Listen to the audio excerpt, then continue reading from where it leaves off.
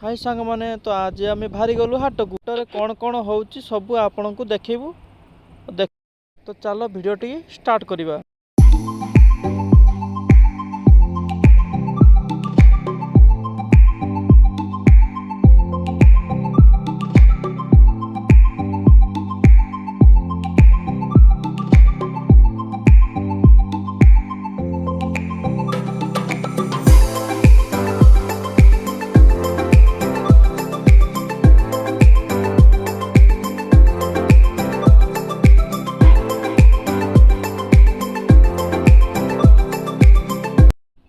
एबे आमे पहुँची गलु पेट्रोल पंप। तो पेट्रोल आमे बाइक रे पकेबा कहीं आम बाइक रे पेट्रोल सरी जाइए।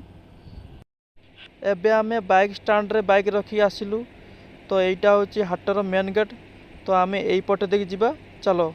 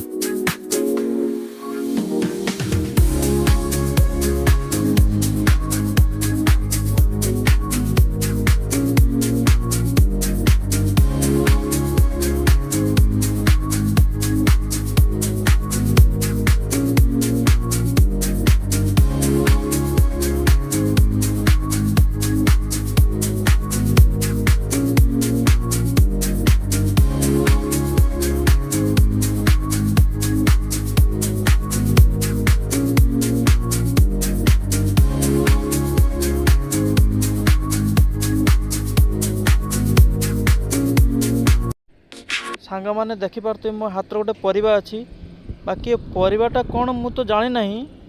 बाकी आपण मैंने जदि जानी थे तो कमेंट माध्यम कहे।